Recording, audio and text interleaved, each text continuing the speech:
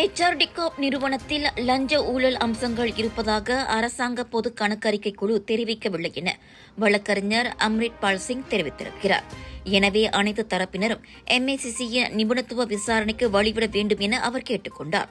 இப்போதுதான் HRDCorp அலுவலகத்திற்கு MACC வருகை புரிந்துள்ளது.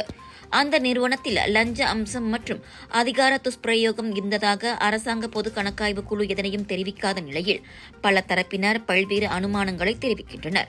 குற்றங்கள் நிரூபிக்காத வரை ஒருவரை தண்டிக்கக்கூடாது என்ற கோட்பாட்டை ஒரு வழக்கறிஞர் என்ற முறையில் தாம் வலியுறுத்த விரும்புவதாக அம்ரித் பால் தெரிவித்திருக்கிறார். இன்றைய சமூக வலைதளத்தில் எல்லைகள் இல்லை என்பதால் அதற்கேற்ப நாம் தண்டிக்க முடியாது என்றும் அவர் சுட்டிக்காட்டினார். 3 நாட்களுக்கு முன் MACC அதிகாரிகள் என நம்பப்படும் 5 தனிப்பட்ட நபர்கள் ஜலன் பெரிங்கினில் உள்ள HRDCorp அலுவலகத்திற்கு சென்றுள்ளனர். விசாரணைக்கு உதவும் பொருட்டு அந்த நிறுவனத்தின் சில ஆவணங்களை அவர்கள் எடுத்துச் சென்றதாக நம்பப்படுகிறது. 2009ஆம் ஆண்டின் MACC சட்டத்திற்கு ஏற்ப குற்ற அம்சங்கள் இருக்கிறதா என்பதை கவனம் செலுத்தும் வகையில் MACCயின் இப்போதைய கவனம் இருப்பதாக கூறப்படுகிறது.